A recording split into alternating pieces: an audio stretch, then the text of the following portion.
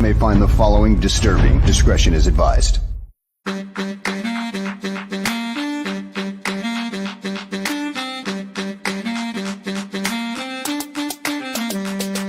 The Bears. Because of the way they play the nickel corner here, and the nickel corner plays 88-85% of the snaps. He's got to be like part linebacker.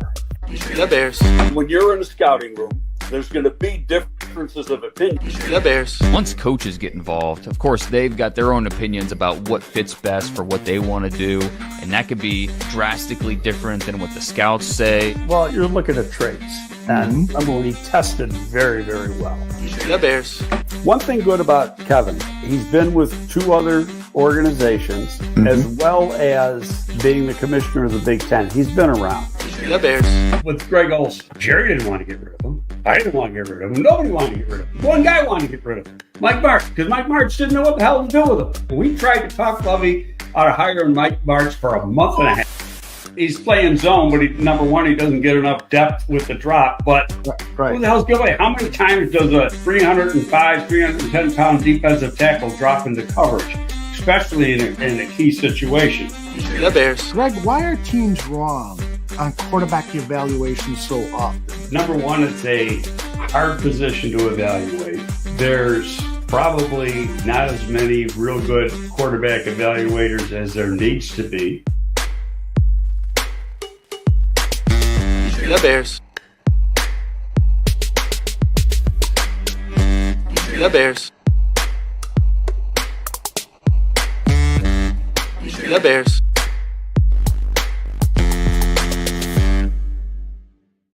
Welcome, everyone, to another edition of GTF Gabriel Talks Football. My name is Aldo Gandia. Let me bring Greg in because, Greg, you and I have a very special guest today. How are you, man?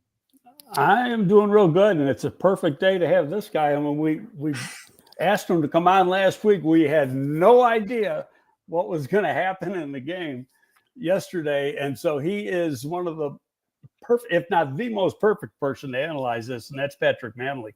Yep, I agree. That's a perfect introduction. He is Patrick Mannelly. He works over at The Score. He's played 16 seasons with the Chicago Bears, elected to be one of the 100 all-time Chicago Bears. He's broken records. I'll flash some of his stuff up on the lower part of the screen, but let me welcome him now. Patrick Mannelly, how are you, my man? I'm good, guys. Well, I think everybody in Chicago is not doing great, but hey, the sun came up this morning. We're moving on to another week, but it's just amazing. Another terrible storyline for this Bears franchise. Oh, boy. Really bad. It really gets to me. There is, and I tweeted it out last night. You might have saw it. I said, Caleb, in two of the last four games, so the Washington game and yesterday, Caleb played good enough to get them in position to win the game, and it was head coaching errors that cost them the game. Yeah, man, we should be celebrating Caleb Williams. That's right. Last two, the two games, the Patriots game and Cardinals games was terrible, right? That was just a bad game. There's a reason why I think somebody got fired, just kind of lost control of Caleb and kind of what he does well. I think we saw yesterday Thomas Brown kind of rein him back in and let a rookie quarterback play well. But what I'm saying is, if you go back to the Commanders game and yesterday's game, he took the team down to win the game. That's what we've been dying to have. We've been waiting for that here in Chicago, to have a quarterback to win the game for you. That's what great franchises do. That's what great franchises have. And he's done that. And it's just unfortunate. You're right. With coaching mistakes, coaching errors, with the block kick and the Fail Mary, whatever you want to call it, happening, it's all switched on Caleb. We should be talking highly of Caleb, of doing the things we've been asked for him to do. No question. But let me ask you this. My opinion is they should have tried to pick up more yardage. Yeah. They had 50 seconds and a timeout. Mm-hmm. And on top of that, when you look at the time of possession stats, at that point, they had like 35 minutes and 40 seconds in time of possession. So a huge advantage over Green Bay. Green Bay was on their heels. They could have done a short pass. They could have done another run. Even 3 yards closer is 3 yards closer. Sure. But it just makes the kick that much easier. Then I turn on, I always watch Buffalo because I'm from Buffalo. I turn on that game. Now you got a 4th and 3, and Buffalo's up by a couple points on Kansas City. So we can kick a field goal, be up by 5. But up by 5 with a minute left is not enough points with Kansas City. Sure. And especially in that series, we've seen that series be some crazy things happen in the last minute of the game. So what's he do? He does a quarterback option play and he takes it in for a touchdown. Yeah. That's being aggressive. Mm-hmm. Okay, what Flus has never done, and now it's just showing in spades, is that he's never aggressive. He plays not to lose, and when you play not to lose, you're going to lose.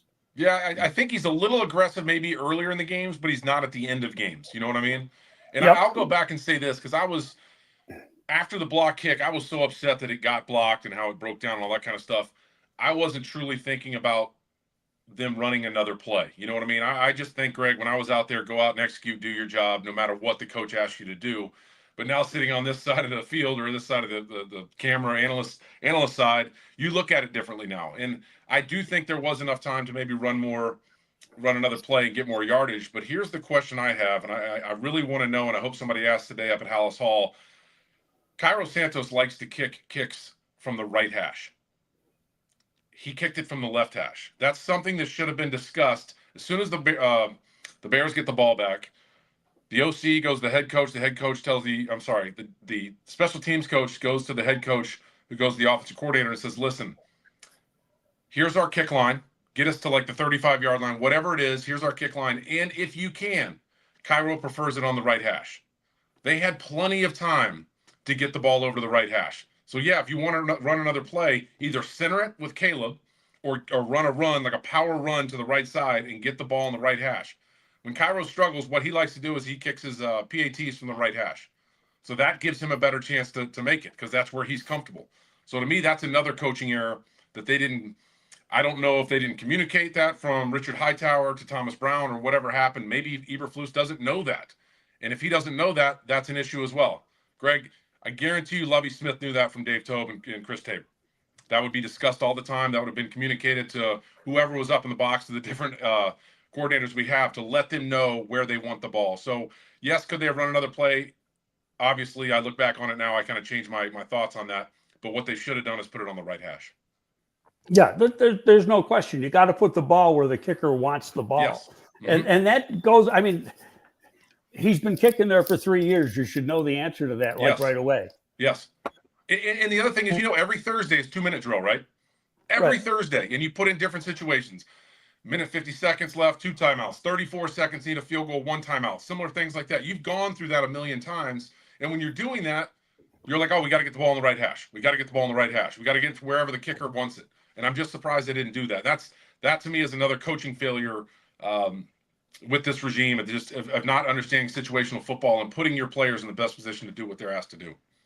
Patrick, Teddy, excuse me for interrupting. Teddy Bruschi on ESPN brought out that perhaps there should have been a penalty called for leverage. Take a look at the play here and tell me if you think there should have been a penalty called on the Packers. No, that's not a penalty. So, all right. So as a long snapper who played in the old era where, you used to have the double push and all that kind of stuff and run right through you, I'm glad they changed the rule because it helped my neck quite a bit. But I talked to some other special teams coaches, and my opinion is they weren't going right at his head and neck area. That's kind of why the rule was put in. You can see it there. They were going to make the block. So if they had to just hit his head, they're not doing that, as you can see here. They're going to get in that A gap, right? They know Pryor is weak in there. He's in against the Cardinals. He gave up a lot of pressure. Obviously, Larry Borum's giving up pressure as well. So no, that's not a penalty of leveraging. That's not a penalty of hitting the long snapper in the head. It gives him enough time to get his head up. And I've worked with Scott, and there's a way that I dealt with all that when they come at you real hard is I kept my head down because it was harder for them to rock me out of there, right? So it's harder to leverage them. They have to hit you in the back, and that's what they did. My opinion, that is on the 2 guards. They've got to protect the center a little bit better. It's not leveraging. And the other thing they need to do, guys, their inside foot needs to be behind the hamstring of the long snapper. I guarantee you, Rich Bisaccia saw there's a lot of room in there between the long snapper and the guard. And knowing they're all so weak, when you go back, I went back and watched a couple games of field goal, they give up a lot of pressure in that A gap. And to help that, they need to get the little tighter split. And then that way you can use Scott Daly as like a leverage on you to kind of slow down the rush as well. Okay, great. So you're almost interlocking Yes. The guards. So not at the beginning. So Greg, not at the beginning. So what they'll do is you'll see that little kick step. The guards will, kind of put that kick step Right. down in there. That needs to be faster. That needs to be more violent. That needs to be a little more. They need to be lower. That's the biggest thing. But then on that kick step, you get behind the long snapper's hamstrings, and then you have three guys basically there blocking together, so the long snapper can help you a little bit in the guard position. Good stuff, Patrick. By the way, I got to ask you, and you were just saying, when you were a player, you don't criticize other players and coaches and so forth. Now that you're in the media business, I got to ask you, is this it for Eberflus? Because the fans have had it. And you've heard it. You hear it on your show. You hear it on the streets. Yeah. Fans have just had it with Eberflus because of his lack of daringness, because in fourth quarters he's not managing the clock correctly, because he doesn't sound like a leader of men, despite the fact that we know that he is, because he's gotten a lot of compliments from players. But is this the end of the road for Matt Eberflus? It's getting closer and closer, and I hate asking or calling for coaches to get fired, but when you keep putting stuff on film like he is, or you keep putting decisions out there like he is, it doesn't look good. And you look all across the league, and like you're talking about Greg in Buffalo, you look all across the league, all these coaches make these plays to help the players make the play to win the game. Seems like me, he's putting players in the wrong position or bad positions to help them win. They're going to have to overcome it, and that's not what the head coach is there for. He's there to make the critical decisions and make the right ones. And right now he's not doing that. And the other thing is, how many assistant coaches has he gone through on his staff? And it just, whether it be, firings for just a myriad of reasons. So it's, to me, the book of firing of a coach is getting thicker and thicker week by week. And that's unfortunate because he keeps doing it to himself. No, I agree. And I wanted for so long to believe in the guy, yes, and hope things worked out. But now, when you look at things, the last month, and what I look at it is, when you stop seeing effort, or consistent effort, that is a telltale sign that the players have put up the white flag on the coach. Oh, no doubt. And that's what after the Washington game, that's what I started to see, and it was more so last week. Now, because Green Bay, in fairness, they played hard. And I think just the changing of the offensive coordinator had something to do with that. And, I had talked to some people that have worked with Thomas Brown. Nobody has a bad thing to say about him. He's very to the point. He's demanding. He can control the room. He's been an assistant head coach. So I think that changeover was good. The only thing is that, he did some things. The advantage he had yesterday was he could call some stuff that Green Bay wasn't expecting, even though it was all in the playbook. Yeah. But how long is he going to get away with that? Right. The RPOs. The RPOs they got away with yesterday. They're going to get away with them next week. Right. Because now it's on tape. Yeah, and formationally, he did some different things, kind of unscouted looks that really you hadn't seen with Shane Waldron. So, yeah, once you get on tape and other coaches start seeing what you do, then that's when, that's why they're NFL coaches. Same thing with Caleb. Like, they're figuring out Caleb the first couple weeks. When he got a little hot there in the middle, then they started figuring him out. And then now you got Thomas Brown to help him. But again, going back to Thomas Brown, I got Sean McVay and I went to the same high school, and I texted him about him. And he said he's very direct and honest as a coach, so the players really respect him. And I think they need more of that in Hallis Hall. They need more of just kind of some uncomfortableness. You know what I mean? It seems like Matt Eberflus is a very, very nice guy, but I think it's also okay to be a little uncomfortable if somebody calls you out. Greg, I remember Dave walking out of special teams meetings when Dave Toub would coach hard on these guys. And they'd be like, man, coach can't say that to us. And I go, was he right?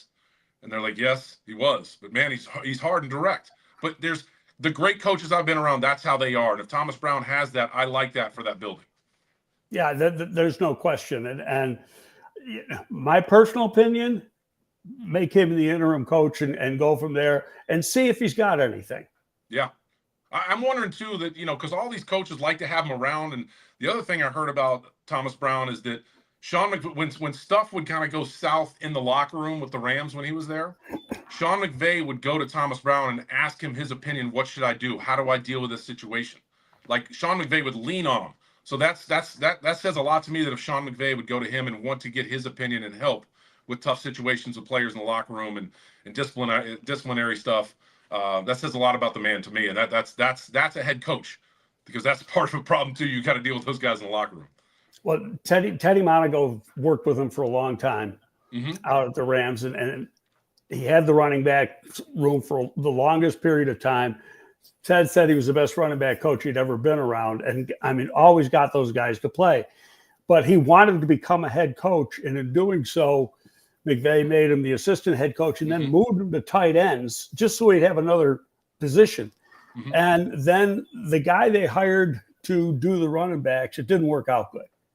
So, like in the middle of the season, they make a switch and they put Thomas back in that running back room, and right away the running back room got turned around. And that tells you a lot about the guy. And the other thing it does, and the other thing is, you know, going into this year, people thought maybe the Bears go to the playoffs or whatever the record would be. But to me, the biggest thing was the development of Caleb Williams, right? What is he going to become and how can they develop him? Obviously, Shane Waldron didn't work out. Hopefully now Thomas Brown is a good mentor, is a good leader, a good coach for him to help him develop. And what we saw in one game with him, it looked pretty good. Caleb looked, to me, very, very comfortable. He looked like he was just playing ball. You know what I mean? He looked like he was having fun and not overthinking. I think they took away a lot of the the checks at the line and stuff like that. So to me, if Thomas Brown can help Caleb grow and become a better quarterback, that's the most important thing. Yeah, there's no question about that. And I thought just watching Caleb that he looked more confident and more comfortable in calling the plays. You saw a smile on his face a few times where we haven't seen that in weeks. You know, so he just seemed more in control. And the most impressive thing to me is that last drive, he gets sacked on first down, gets sacked on second down. Now he's got 3rd and 20, and he hits it for 16. Yeah. So he's got 4th and 4, and he hits that one to get the first and keeps the drive going. That, to me, spoke volumes on him and that he's come a long way. No doubt. And the talent in those two throws. You know what I mean? He was obviously, everybody's saying he's a generational talent, but just to the escapability to get out, the throw across the body to hit Rome, and then the back shoulder throw that was a perfect throw for the 4th down and 4, 4th down and 3, whatever that was. That flashed the first round pick, right? That flashed what maybe we're going to see in the future. And we should be sitting here celebrating Caleb. You know, I know I'm on here and I'm able to talk about the field goal block and break it down, but I'd rather be on here talking about Caleb and saying, look, he won a game in the 4th quarter. He went down at the half and scored points, right? They came out and got a 2-for-1. That's what you want your quarterback and offense to do. You want more than 19 points, but you judge your quarterbacks by wins, right? And that should have been another win for Caleb. And it's everybody's on. There's 11 players on the field, right? But he's the one making plays at the end of the game to put him in a situation to win. Patrick, I'm sorry, Greg. Patrick, there's some things about the offensive line that I'd love to learn from you. And Greg loves scouting offensive linemen. So I'm just going to sit back and listen to the two of you talk about the Bears' much maligned offensive line. Is it as bad as people think it is? Is there any hope that with some tweaking, this offensive line could become the offensive line Caleb Williams deserves for the rest of his career? Take it away, guys. I'll go real quick, Greg. I think Darnell Wright is damn good. I think he's getting better. I think he's a he's a solid right tackle right now who I think can ascend into one of the top tier levels, especially in the run game. Pass blocking, he's decent. He gets a little over his toes a little bit and gets exposed, but I thought he had a heck of a game yesterday against Rashawn Gary. I just think the guard positions need to be upgraded. I'm not sold on Tevin Jenkins. He's not durable enough. I always say offensive linemen are allowed to miss plays. I'm sorry, they're not allowed to miss plays. They can miss games because they finish games, right? He's not finishing games. You know, if you're healthy enough to walk off the field and come back the next series, that's not an offensive lineman to me. You finish the game, right? If you're really injured, then you miss the next week and you've got to heal up. As far as Braxton Jones, I think you can upgrade. He showed his weakness at the end of the game. He got a bull rush. That was one of the sacks. He got beat pretty quickly, and that's what he's weak at. And that's these games come down to 2-minute drills, right? You need your left tackle to make certain he's sturdy over there, and it showed. They only gave up 1 sack before that last drive, but Braxton Jones' weakness showed. He got bull rushed into Caleb and gave up a sack. And as far as the center position, that just needs to be upgraded. I think they've got a fill-in guy right now who is smart, understands defenses, makes the right calls for the mics and the protections and all that stuff. But to me, the corner piece right now is Darnell Wright, and they got a lot of work to do with the other 4 positions. Well, I agree with you on Tevin right off the bat. Kevin has yet to play a full season. Yeah. It's his 4th year in the league. He's missed games every single year. This year, even though he played in the first 9 games, he probably missed 3 games in that 9. Right. With all the time when he gets hurt, so Yeah. And then he misses the game. To me, there's no way you can extend this guy. No. There's no reliability there. He's a free agent. Let him go. If he strikes gold somewhere, so be it. God bless him. But you got to do better. And you've got, a first and 2 seconds coming up. You got a decent offensive line draft. Yeah. You got to get some people. Yeah. What's your thoughts on Braxton Jones about left tackle? He's like a Charles Leno, right? He's a you can make do with him, but I also think you can find somebody better. Okay, I'm a Jones fan only because his athleticism. Oh, is yeah. rare. How about that block he had on that toss and grab? that's one of the reasons. There's not 3 guys in the league who can do that. That was impressive, yes. But granted, he's got to get stronger. And I've said it on this show several times. You look at where he came from, but now he's 3 years in the league, so he should have caught up. But he came from one of the worst FCS programs in the country in Southern Utah. This guy didn't train through college like you trained at Duke and other guys train at Georgia or Notre Dame or Michigan. He basically had to do it on his own at Southern Utah. So he gets here, his upper body was strong. I mean, he did like 27 reps at the combine. That's not nothing. That means he's done something in the weight room. But he had a lean lower body, doesn't have a big ass, and he couldn't anchor. Sometimes I think he gets too tall. But he's gotten better, and he's still got to get better. But now it's 3 years. And in 3 years, he should have corrected that. Yes. So has he hit the wall? And that's probably one of the reasons why they drafted Amagaji, because he's got similar athleticism and he's got that big bucket. Yeah. That's a good call. I didn't realize, because the first time I saw him, obviously, was when he got in the game. That's a big athletic man. And it's going to be a tough transition going from Yale to the NFL. I'll give you a funny story. My nephew played football at Penn. And I asked him, I go, what was Karan like at Yale? And he's like, oh, my roommate was the defensive end. Let me ask him. So he texts him. He's like, oh, that man's an absolute beast. I go, how big is your roommate? He goes, 6'2", 235. I'm like, well, Karan Omagashi went from blocking a 6'2", 235 guy to like a Montez Sweat 6'6", 280. So he's got a ways to go as far as, I think, getting up the skill level. But I was super impressed with his athleticism. And you're right. He has that bucket in the back that maybe he is the answer. He's a 3rd-round pick. And correct me if I'm wrong, but didn't other people have a grade on him that was that high, if not a little bit higher, but he was injured, so he slipped down? Yeah, number one, you're playing Ivy League competition. Yeah. And then if he hadn't gotten hurt and had gone to the Senior Bowl and showed what he could do at the Senior Bowl, then you're probably talking 2nd round. Okay, yeah. Okay, then I got a question for you, Greg. Okay. Let's go to the center guard. What would you draft first, center or a guard?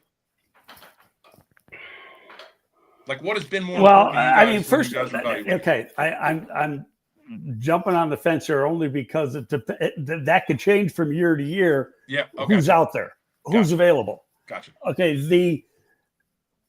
I've talked to Olin a couple times about this, not probably in the last year, but this was like, no, it's going into the draft. About drafting the center. He goes, you can't have a rookie center or a rookie quarterback. He goes, you're just setting yourself up for disaster. You got 2 people coming up to the line of scrimmage, you don't know what the hell they're doing. Right. And so with that said, I thought, okay, you got to go with a vet. Mm-hmm. Bates is supposed to be that guy. Yeah. And Bates, it's like when they got Patrick, he's never healthy. And the funny thing, he's never got hurt in Buffalo. Right. That's interesting. Yeah, I think you're right. It would be tough. I think next year would be tough to have a rookie center with Caleb. I don't know what. There's a guy I like, and I wrote a report because I do some work for agents, and there's a guard at Michigan State, plays left guard. His name's Luke Newsom. He's number 70 if you watch Michigan State. Okay. So he plays at Holy Cross, which is like the Ivy League, Yeah. for 4 years. Tackle. I think left tackle at Holy Cross. Graduate transfer to Michigan State. They put him in at left guard. Took him a couple games to get used to playing guard from playing left tackle. He's a freaking killer, but I'm watching him because he weighed 301 in the spring, and I thought, I just don't know if he's big enough. He's athletic, he's strong, he's tough, he finishes. But then, a guy went in there, and he's weighing 315 all year. But I'm just thinking, God, this guy could be a monster freaking center because he's real smart. He's making the line calls at guard, and he's never played guard. Gotcha. Interesting. Huh. All right. I'm going to keep an eye on that guy. Patrick, I'd like to ask you this question. And again, unfortunately, it's back to Eberflus. But this has been a topic that is constantly showing up on all of our shows when we're talking Bears. We see it on social media, and the question is well formed here by Sports Chicago Style. He says, "Do you think, Pat, that Flus is really a Poles guy, or is he more a McCaskey guy?" And one other person in the chat room said that it seems like since Mike Ditka left the Chicago Bears, that the Bears have been interested in hiring more coaches who don't have that big dynamic personality, who sometimes says the wrong things or has a few too many drinks and is arrested for DUI and so forth. And they've gone with more toned down coaches. Yes. Lovie Smith was very successful, but the coaches after Lovie have not been. What do you think about that whole situation? I think they just want to be comfortable. I really do. I think they hire people that make them comfortable. Greg, you were upstairs. I wasn't up there as much to get that feeling of how the McCaskies felt, or Jerry felt, or whatever. But Jerry, to me, and you guys didn't mind a little controversy. You didn't mind a little bit of uncomfortableness, right? And I think that needs to come back to Hallis Hall. I think it's just too comfortable. I don't think there's too many yes men. Everything's grand. You hear his press conference yesterday after losing the Packers, and you couldn't tell that he lost on a game-losing field goal. You know what I mean? His demeanor doesn't come across that, and it doesn't have to be that way. Like Lovie Smith, he would say we didn't play well enough. His level of expression didn't go up that much or down, but what his words spoke a lot. You know what I mean? Where I think Eberflus just doesn't project that as well, and I think that's why a lot of Bears fans want to see more. Well, the only thing I'd argue about on what Aldo was saying, and strong personality, is John Fox. Okay. Because I excuse me, I worked with John in New York for 4 years. He was Jim Fossil's defensive coordinator. In fact, we had, Fossil was the head coach. Sean Payton was the offensive coordinator, and Fox was the defensive coordinator. We had a pretty damn good staff. Talking about personalities. Yeah. That's personalities. And excuse me. But John, when he got here, it was like, this is my retirement job. That's what I felt too, Greg. And he's a friend, and I love him. Mm-hmm. I've known him for a long time. I've known him since he was a defensive back coach at the University of Pittsburgh. He's a great guy. And back in the day, that was a party in SOB now. I love it. Patrick, I know we've only got you for a few minutes more. I'd love for you to talk about, in 2019, you partnered with NFL agent Kevin Gold and trainer Chris Rubio to create the Patrick Mannelly Award, and that's given to the best long snapper in college football. Tell us a little bit about how that originated and where you guys are at right now with that award.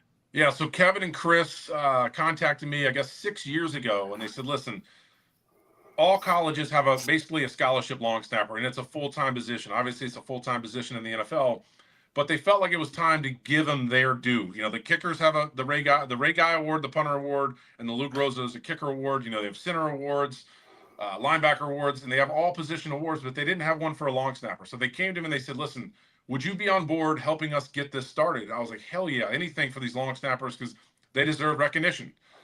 And then they said, well, we want to name it the Mannelly Award. And I was like, whoa. That's just not me. I'm not one to and I was like, they're like, no, we've already made the decision. We're going to name it the Mannelly Award. I said, okay, whatever it's going to be called, let's get this thing done. So we studied about how to kind of present this to the college football world. How do you do this? We're still in some steps with the Maxwell Awards and the Home Depot Awards, and hopefully we get there soon. But we're in year 6. And what we've done is we've partnered with Bernie's Book Bank here in Chicago. It's a great nonprofit up in Lake Bluff that distributes books to underserved areas in Chicago.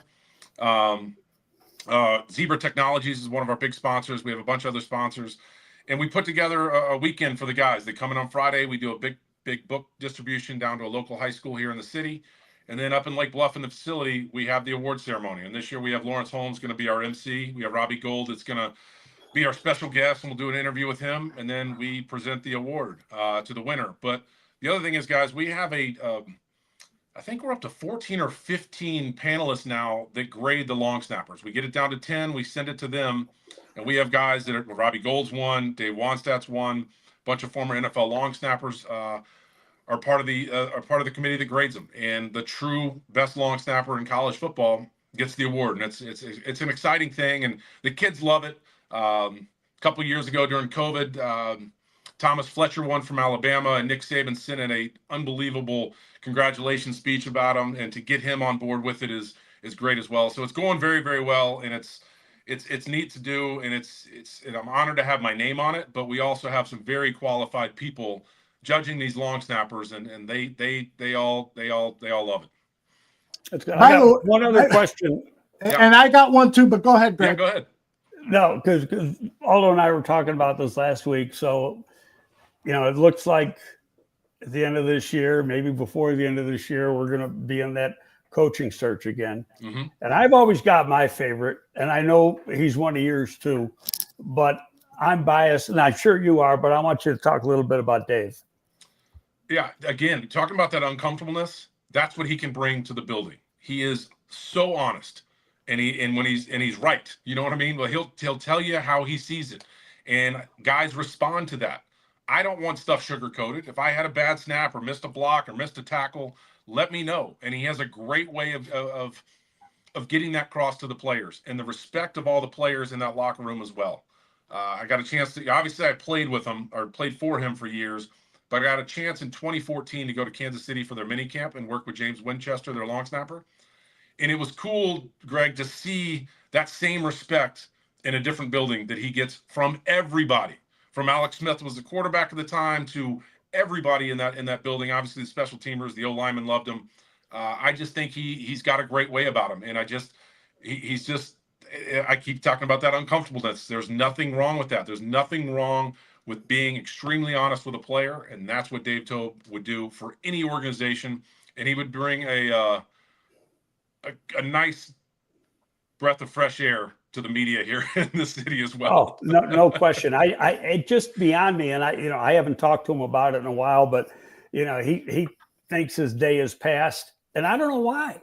I mean, he's year after year after year, he's the most successful special teams coach in the business. And the other thing too, Greg, is game management. That's what most special teams coaches do very, very well. They back in the day, correct me if I'm wrong, they were kind of in charge of like the analytics or whatever you call before analytics got in there, like what the game management is, clock at the end, how we're going to run 2-minute drill. And Dave is excellent at that. And that's the head coaching skill that we've been missing here. And that's another thing he brings to the table. I got to tell you one story. I don't think I've ever told it, but this is when we were going to draft Devin. Mm-hmm. So we're in the meeting, and Mark Sadowski was the area scout. So this is just a special teams meeting, pre-draft meeting 4 or 5 days before the draft, and it's specifically for Devin. So Sato gets up there and he's saying, Devin's different, got a different personality. He can't take hard coaching. You got to love him. You got to put your arm around him. You get in his face, he's going to go in the tank. All this. And Toub just looks at Sato and goes, "You going to fucking tell me how to coach him, too?" That's Dave. Oh, man, that's great. It was hilarious. Oh. But here's the thing, man. Devin and Toub, they got along so great. Again, the respect for that Devin had for Toub was amazing. I was there at the Hall of Fame induction, and just to see the hug and embrace they had after he had got his gold jacket and walk off the stage. But just in Hallis Hall, Dave was hard on him. He would make him go over that jugs machine and catch 1,000,000 balls. And he what do you call him? Coach Dave. He called him Coach Dave. Really, it's I'm cold. I'm up here from Miami. It's November. I'm wearing a jacket at practice. Devin, go over there and catch some balls. You got to get used to this cold weather. Okay, Coach Dave. And he would go do it. And it just, they had a neat relationship. And I can't say he wasn't super hard on Devin, because why do you got to be hard on Devin? He was amazing. But he would get on him when he ran around backwards a lot. but then he knew he'd return a kick the next week and score a touchdown. So he treated him a little bit differently. He did in the end. But he still was hard on him, but not as hard as Dave is on most other guys. And I've seen Patrick, him be hard. Yeah. I've got one more question for you, Yeah, and it's probably the most important question that people in the chat are wondering about. Where can we get our hands on that long snapper IPA that you're a part of? Oh, man. Your local Benny's will have it. Okay. And then a lot of craft beer stores around the city will have it. I know Timothy O'Toole's down in the city has it. Four Shadows is a bar up the way. Actually, I had some last night at Francesca's down here on Delaware, on Chestnut down here in the city. Cool. Potash Market in the city has it on State and Chestnut. Obviously, it's around where I live. I'll put it around those spots. But Benny's would probably be the best place to find it. I'll be looking. How do you like living in the city as compared to when you were in Libertyville? Well, we're now empty nesters, so it's we enjoy it. So we have our little freedom, and we live in Florida as well. So I'm kind of that retired guy that splits time between Florida and the city. But I do like it. I really like it. I love the especially in the summer, Greg, getting out my bike or walking around the lakefront and bar hopping, doing whatever, and having dinner at all these great places. I do love it. I've become it is different. It is different, and I'm a city guy now. Do you still go out to play at Ivanhoe, or are you somewhere else? No, I'm down at Beverly on the south side, closer to the city. Yeah.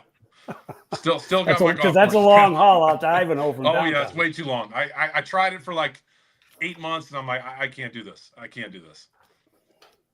But Patrick, what about? thank you so much. Yeah, you real bet. quick. What about the golf show you do? Can you tell us a little bit about that? Oh yeah, Golf 360. It's produced by Dave Lockhart. It was on the old the old channel that went away. We're still working on what's going to happen next year, but it's been fun to do. It's been fun to be on TV. TV is a lot different than radio.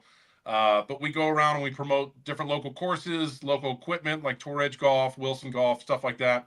And then we'll also go to like destination places. We've been up to Branson has been over to Branson, Missouri to promote those golf courses. We've been up to Bay Harbor up in Michigan to promote all those courses. So that's kind of the perks of the job. You work for a couple hours, then you play golf and have a couple beers afterwards for the rest of the day. Indeed. Love it. Yeah. Well, thank you very much, Patrick, for being on the show. When Greg told me that you were going to be on, I was just so excited because there's nothing I like better than two guys who know football, talking about football. Now he's got to put up with me for the last 45 minutes of the show. Oh, man. That was great hanging out with you guys, man. Good chatting. Thanks, Okay, Patrick. brother. Appreciate it, We'll buddy. see you. Take care.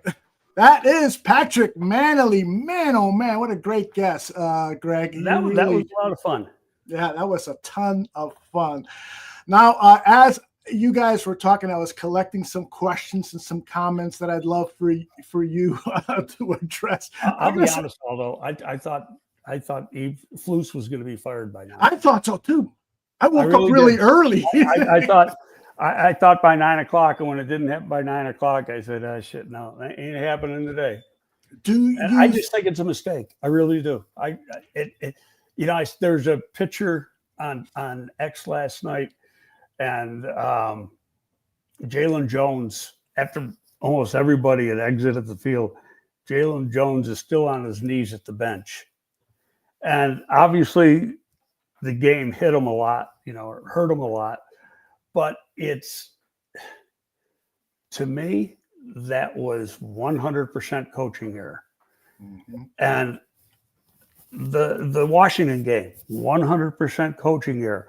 You can come up with 3 or 4 more games over the last few years that were strictly coaching error. And when you play not to lose, you don't win. Right. Exactly.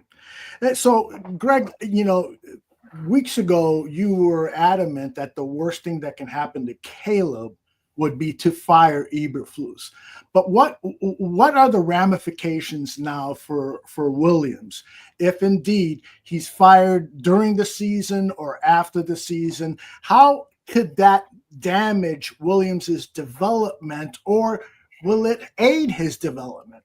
Well, we saw the difference yesterday that Thomas Brown made coming in. He, and it's not like you can reinvent the wheel. He used the exact same playbook. It's just he did things differently. and took some things that hadn't been done and stuff. And I'm sure that he talked to Caleb and said, "Hey, look, man, what are you familiar, or what do you like? What do you like to do?" And the thing that really astounded me some was all those RPOs and with him running, and he did a hell of a job with it. And because that's something we just haven't seen. And like I said with Patrick, they got away with it yesterday because it's the first time. They might get away with it next week. But if they continue to do it, everybody's going to know it. It's going to be on tape. And then it's going to like, okay, we'll figure that one out. And now you got to find another gimmick. And one of the things, when I started talking about Eberflus, and I'm not a fan of firing coaches in season, but sometimes I think you might be keeping them on might be creating more damage. Culture is a big thing. I agree with you. I'm totally with you. And that's the thing. It's like, you've had 2 devastating losses that should have been wins in the last 4 weeks. And it's like, we started to see the players put up the white flag, as Patrick and I were talking about.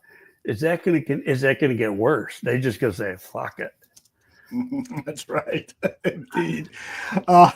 That's exactly what I expect is going on at Hallis Hall. The culture is being chipped away with these backbreaking losses that can be attributed to poor coaching at the end of games. And it's a shame. I want to bring up one thing with Patrick where I disagree with Patrick, and we really didn't get it because, he said they want to be comfortable. Well, we were like this far from hiring Nick Saban. And that fell through over, it had nothing to do with money. It was strictly some clauses in there. And I'll say what it was. General manager has control of the 53-man roster. Nick wanted control of the 53-man roster. Jerry wasn't going to give it to him. And that's why he never became the coach. And Jerry shouldn't have given it to him. I mean, he proved in Miami that he couldn't handle it when he had control. The pro game was a lot different than the college game, but he would have been a hell of a coach. And probably, I've seen Saban coach in practice probably 20 times in my career, maybe 25. And he gets after people now. That's as old school as you can get. Now, every time I saw him, he's always with the defensive side of the ball. Never goes over to the offense. Whoever the offensive coordinator is, that guy he's like the head coach of the offense. Nick works with the defense in practice every single day. And he's almost like a position coach because he's a great DB coach and he'd spend a lot of time with the DBs. But let me tell you, you make a mistake, he's up your ass so fast and rips you a new one. And I think players need that. I'm not this pat you on the back type of guy because that's the way I was coached. I came up with that. I don't care if it's, there are different kinds of kids now. Then you shouldn't be playing the freaking game. I love that. I totally agree with you. This isn't corporate America now where there are rules that you can't tell employees this or you can't tell them that. You got to behave this way and so forth. This is football. These are men who, if they weren't playing football, game played by violent people, right? A lot of them would probably be incarcerated if there wasn't professional football. What have I said 1,000 times? What's the definition of a defensive lineman? He's a thug. I love that. That's a quote. That's a quote for a T-shirt. Mr. Shorty has a question for you. He says, "Man, Greg is so much nicer on this show than he is on Twitter. LOL. Do you want to respond to him or should I? Because I got the response. Fuck you, Mr. Shorty." No, I love Mr. Shorty. I love him. You know what it is? First of all, I call them the nameless, faceless. You get all these people that are freaking cowards to put their own names. A lot of them are 13-year-old. They got every answer in the world. They think they know everything and they don't know shit. So you know what? I give it out just as hard as they want to just be, and I don't care. Yeah. Move your mic a little. It just right now started rattling with the zipper or your zipper. Yeah, wait a minute. I can. It just started. Like that a little bit. There you go. Perfect. All right, so a couple questions here. Ask Jay Sanders, should Poles be on the hot seat for his blunders? And let me add to that. And do you think him not firing Eberflus in season is a blunder? You know, it's a great question. And I'm going to say yes, because if he stays glued to the hip, he's really screwing up his own future. And he's a very talented guy. He's done a lot of good things. Has he made mistakes? Sure. There's not a general manager in the league that hasn't made mistakes. But he, you know, I like his overall plan. Could you have done a couple things differently? Yeah. I think one of the biggest mistakes, he made one trade, one free agent signing. And in both cases, and because in talking to Ryan is really big on football character. And on the trade he missed with Claypool and the free agent signing he missed with Davis, both of those guys lack football character. Now, granted, sometimes it's hard to find out that when you're dealing with another team, but you can go back to, you know, what you have, what your scouts have on them coming out of college. What did they say? Was there any issues? Was there any red flags? And then, you know, you talk to people around the league. You have some of your own players talk to teammates. If you can, and just get as much intel as you can, because you can't afford to make those mistakes. Yeah, you know, you can make a couple. He made a couple. He can't afford to make any more. Mm-hmm. Good stuff, Greg. And let me ask you this. Laz poses this question. Greg, I have not heard this. Have you heard, Greg, that Kevin Warren wanted to replace Eberflus prior to the season, but he allowed Poles to keep him? Have you heard any of those rumors? No, I haven't, and I don't really believe that. And if you're going to let a non-football guy, and if anybody thinks Kevin Warren's a football guy, they're out of their freaking mind. He's not. He's an attorney. Okay? He's an attorney. He's a businessman. And you're paying Ryan Poles a lot of money to make the football decisions. If he, to me, that's overstepping his grounds. Mm-hmm. You know, and there's one thing, you know, I had a talk with one of the beat writers about this, and he said, not going to mention his name, but he said, one thing about Ted, he goes, Ted knew what his limitations were, and he wasn't going to try to, you know, go venture into an area that he didn't know about and that he didn't feel comfortable with. He goes, I don't know if that's the case with Kevin. Yeah.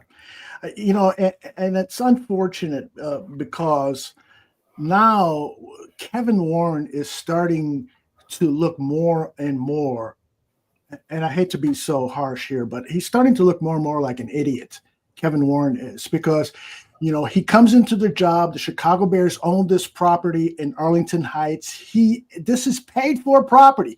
He then oversees the destruction of the stands in Arlington Heights, but then he starts negotiating with the city of Chicago. They practically told him, hell no, you're not moving into the campus area of downtown. Now they've introduced the idea of moving into the old Michael Reese Hospital area, which is just south of Soldier Field. It's going to be, 2 years since he's been hired. There's not a shovel in the ground. It seems that the whole process is going backwards. It was last spring, Aldo. It was last spring that they had that big press conference when they showed all the pictures. So it was, you know, probably in March, give or take. And, you know, and what did Karen say when she got up there? She said, the goal is to try to get something started before the end of the year. Well, the end of the year is in 6 weeks. Yeah. You know, so, and if it doesn't, then she gave the cost figure. Another example, I know I always bring up Buffalo. So they're building that new stadium directly. It's literally like 300 yards from the other stadium, just on the other side of Abbott Road. And it originally was supposed to cost like $1.6, $1.7 billion. Mm-hmm. When they put the shovel in the ground and started working. and they're probably not half done yet. It's not supposed to be open until July of 26. So another, almost a year and a half to go. They're already up to 2.25 billion. Mm.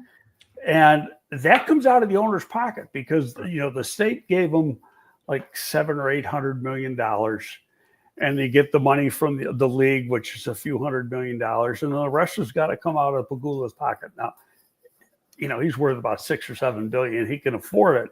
It's not the point. And he's not backing off of the project. In fact, it's some of the things that he wanted to do that increased the price. But that's an open air stadium. It's like that Tottenham stadium that the Bears played Jacksonville in earlier in the year. This thing is a dome stadium. What the hell do you think the cost overruns are going to be on that?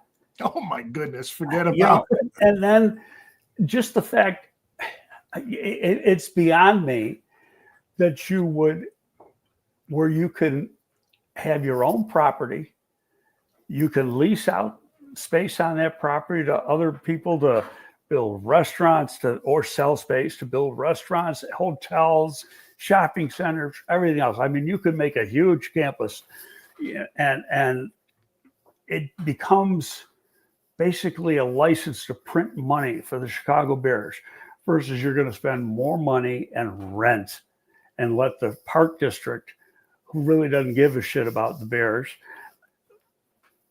control the stadium. That's ludicrous to me. It makes no sense.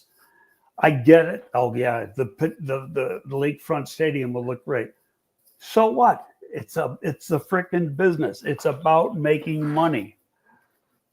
I couldn't agree with you more. The words you chose were perfect.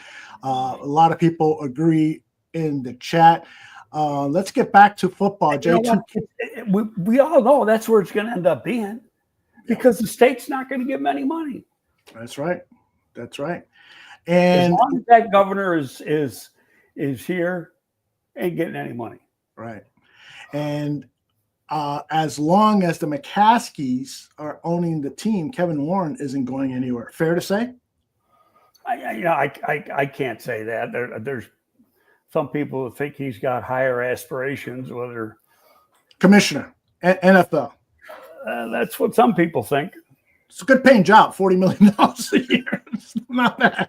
The guy's getting that is got a little experience though at the position. True. True. J2K wants to know if Thomas Brown continues to impress, would you consider him as the next head coach? How much and what do you need to see from a young coach to make that leap of faith to hire him as a head coach? That's why I said exactly what I don't just talk out of my ass. I say things for a reason most of the time. and that was it. You make him the interim for one reason, to find out if he is a potential guy. Mm-hmm, mm-hmm. What a better way. Exactly. And you got, 7 games left? Right. Yeah, at this point of the season, the focus is on Caleb. Is there anyone on the coaching staff? But it's not just that. It's controlling. It's not just Caleb. It's controlling the whole team. Oh, yeah. Absolutely. But Brown will only have influence over the offense, right? So we want to see. Not if he becomes the interim head coach. Now, granted, you'd have Eric would be running the defense, and he'd be running the offense. But still, he's got to put a stamp of approval on everything. Mm-hmm. Yes, I would love to see that change. Okay, if Eric moves into calling plays on as the DC for the Bears, that's not going to really hamper this team. And that's actually one of the topics I wanted to talk to you about. He's probably going to be a little bit more aggressive in his play calling. Yeah. How do you evaluate the Bears defense against the Packers? Because they got into the red zone, the Packers offense did, on 5 of their 6 possessions, and they scored on 4 of their possessions. How do you evaluate how the Bears defense played? Well, I just don't think they've played as well in the last couple of weeks. And part of it, Big Billings being out has hurt, but that's one player. You know, and the more I think about it, and I like this scheme. I'm a big proponent of this scheme. I think it works. But and I thought about this before too, is that you're not playing with real big people inside. Okay, now Billings, he's short, but he's a big dude. I mean, they list him at 310. He's guaranteed he's a lot bigger than that. You need another one of those guys. Mm-hmm. Especially because you're playing a rotation and he goes out. I just think sometimes for that one tech, you need to change your player profile, position profile for that position, because you need a monster, another big guy up front. Granted, in the scheme, the guy's supposed to be a penetrator and a disruptor, but also, the way the scheme works is it's a gap control defense, and if you get one guy blown out of his gap, or misplays the scheme for one play, gets himself out of position, that can lead to a big play. So I think you just need another big monster inside. Gervon's pretty darn good, and Billings is pretty good. I don't think what's behind him is good enough, and you need another grunt. My opinion. Yeah, I can't argue with any of that, and I'll tell you that the Chicago Bears might be going live on their press conference pretty soon here. If there's anything notable for us to switch to, we will. In the meantime, Greg and I will continue talking football and answering your questions. Here is, the question about Jim Harbaugh was going to come up again, and Mr. Shorty asked, with the success that Harbaugh is having, and he sort of has taken he's actually looking sane now, Greg. Let's clear this right up, okay? He never wanted this job. They could have got on their knees and begged him to take the job. He wasn't taking it. And why is that? He wanted to be out on the West Coast. And he wanted total control of the whole situation. He's got a hand-picked GM that he got from his brother. Okay, and really, the jury's out on that because they've only had one draft. Yeah. Okay, so, it's if he would have let it be known that this was a job he wanted, then okay, maybe the wheels would have spun a little bit. I don't have the answer to that. Right. None of us do. But the fact of the matter is, he didn't even want it. Well, yeah. I got one other thing, because the McCaskies.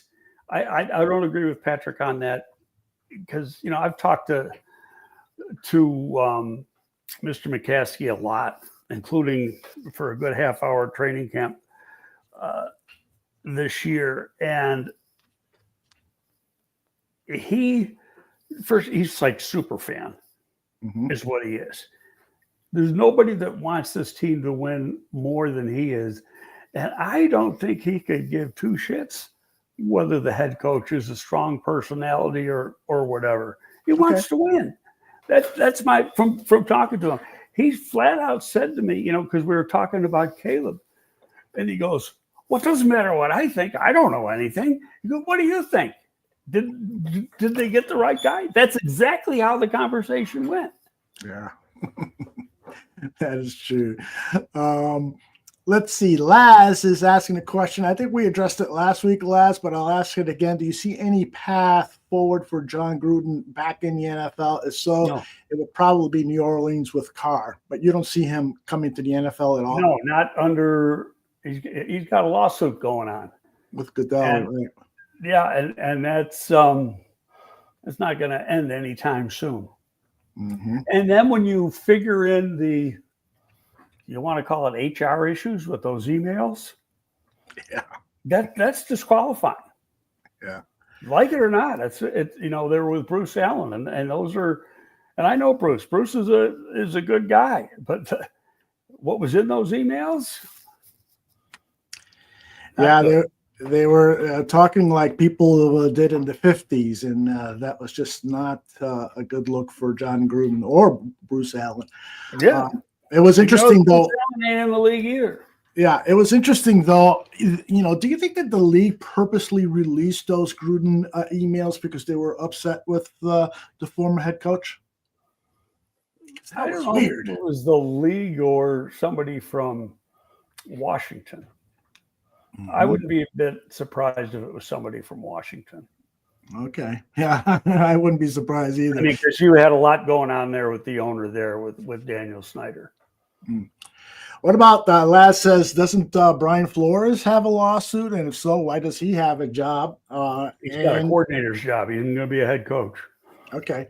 And so you're ruling him out immediately as a potential candidate for the Bears? Well, didn't we talk about this a couple of weeks ago? We did. There was, when you're supposed to do your research. When you do your research and you find out what went on in Miami, I think that excludes him. He tried to run roughshod over the general manager there. And who's a good guy. Chris is a real good guy. And he's very capable. And it was like, and I know coaches that just didn't want to work for him. I know a guy that had he got offered the OC job. He interviewed, got offered the job. He called, and one of the guys he called was the old OC who didn't get fired. He retired or something. And then he talked to some other assistants. They said, don't do it. You're out of your mind if you try to work for this guy. He will not let you do a thing that you want to do. He micromanages everything.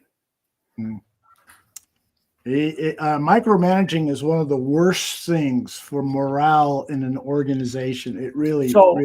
Saying that now, you give him a side of the ball, Mm-hmm. you know, now you're subservient to the head coach.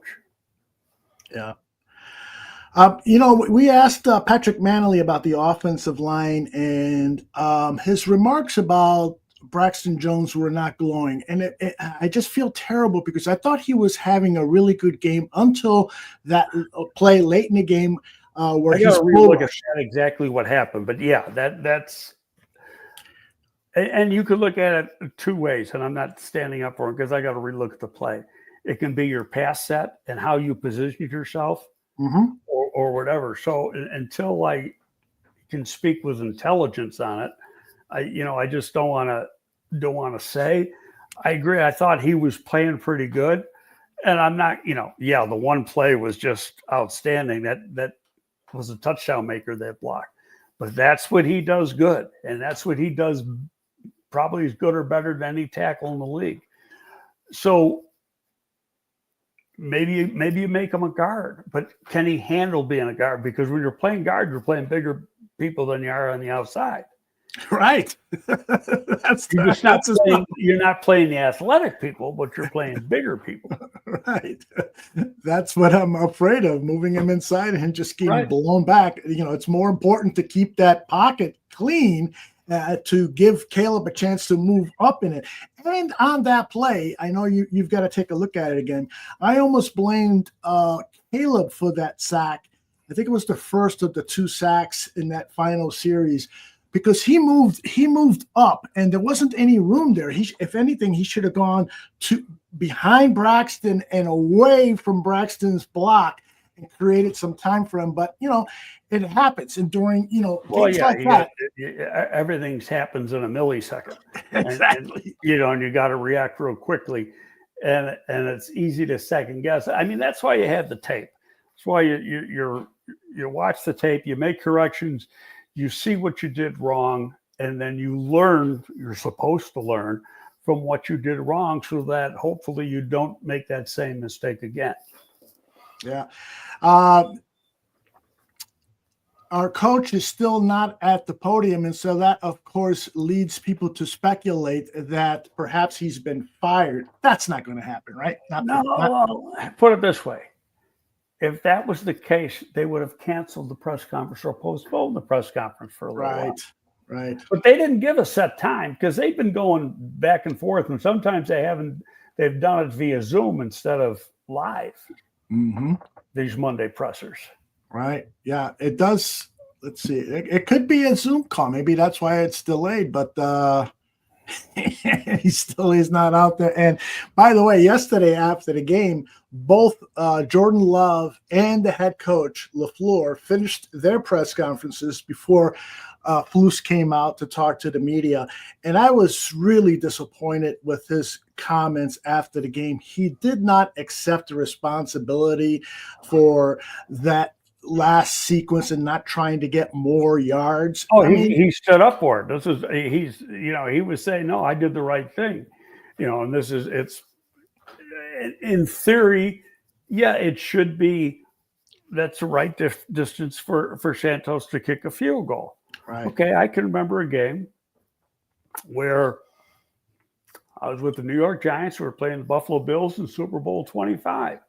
And the Bills drove down to kick a 47-yard field goal that would have won the game for them. They missed it. Same distance. Okay, get closer. Yeah. You know what? If you had no time, that's fine. You had 50 seconds and a timeout. Let's see. Flus is at the podium now, and we'll monitor what he's saying. He's got this really, I got to put the picture up on the screen here just because he's got this really sad look. Is it possible that he knows the end is near?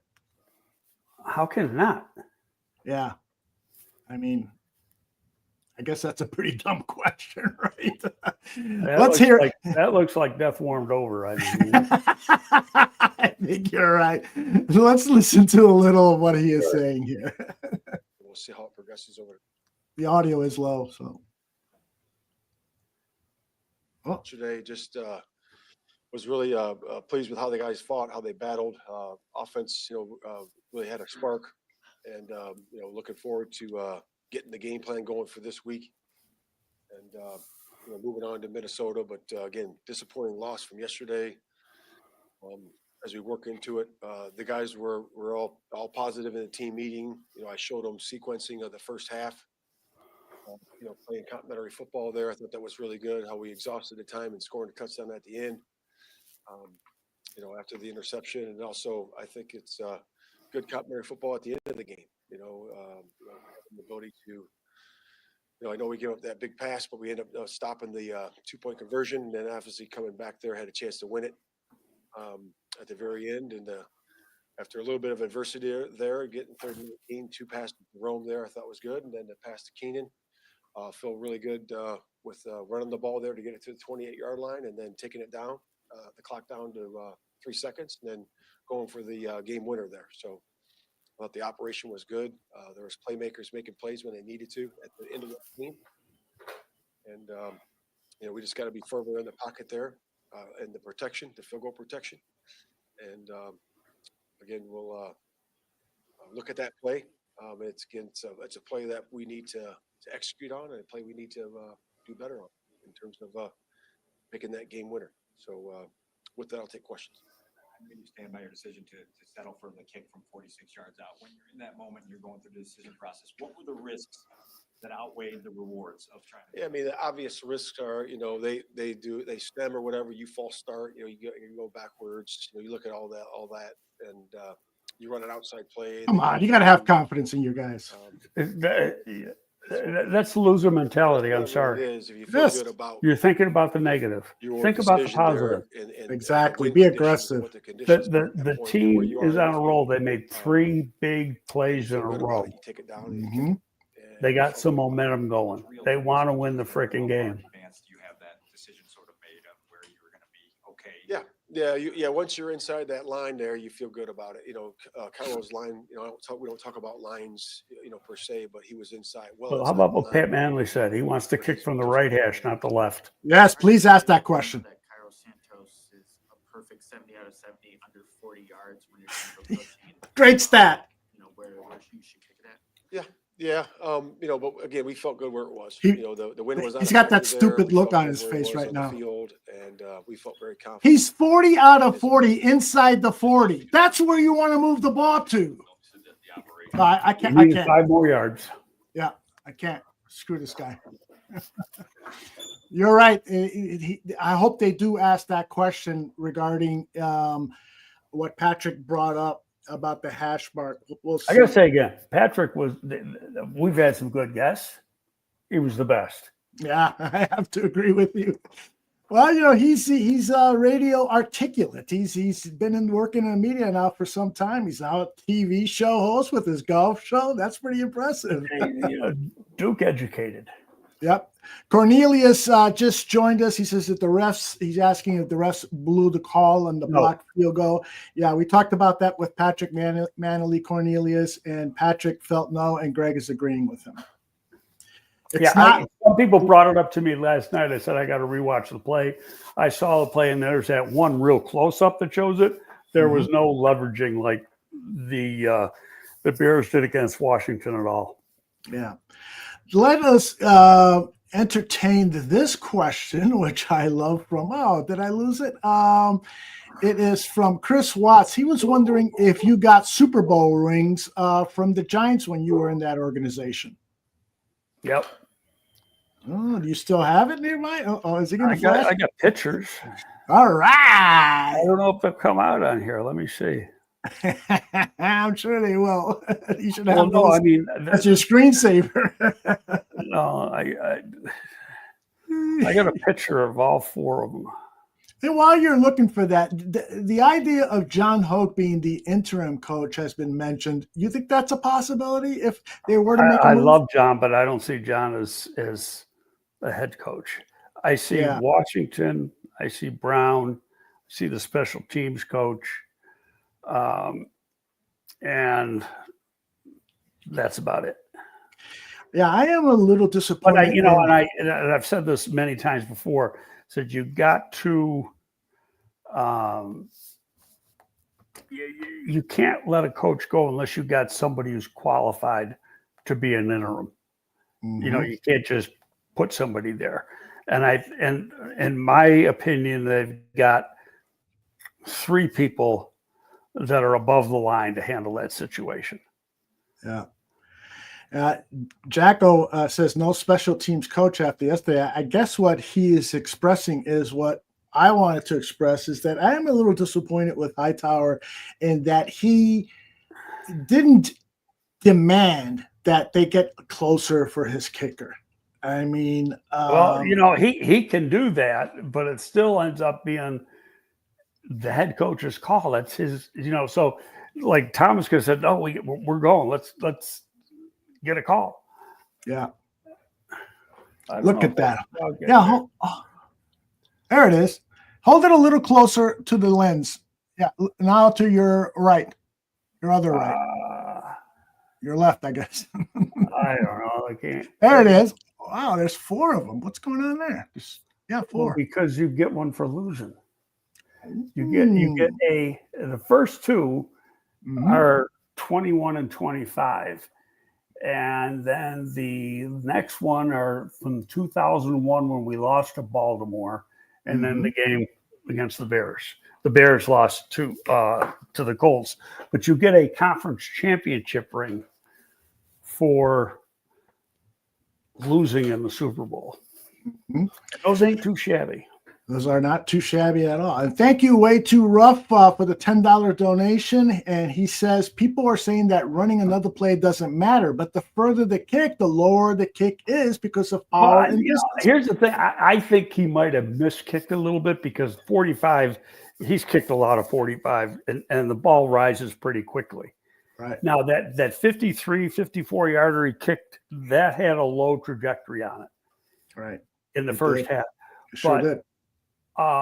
Generally speaking, if you go back and you watch his kicks, when he's from that distance, he gets the ball up pretty quick. He did. Well, and after the game, I forgot now the name of the guy who blocked the kick. He said that during the week, the special teams coordinator had noticed that on some of his longer kicks, Santos would tend to hit line drives, and he challenged him, said, I want a block this week. You should get one on this guy. And they deliver on the last play of the game. Unbelievable. Yeah, I saw that. But I think some of it, too, has to do with with what Patrick said with the splits and then the interlocking of the two guards in the center to really shut that center off a little bit more? I apologize. I just saw this. I wonder if this is being discussed in the press conference now. People are saying Montez is dealing with a shin injury since training camp. It sounds like he needs surgery, but is waiting till the end of the season. Can someone tell me if that was just mentioned in the press conference? I would appreciate that. The other thing I want you to address, David Johnson.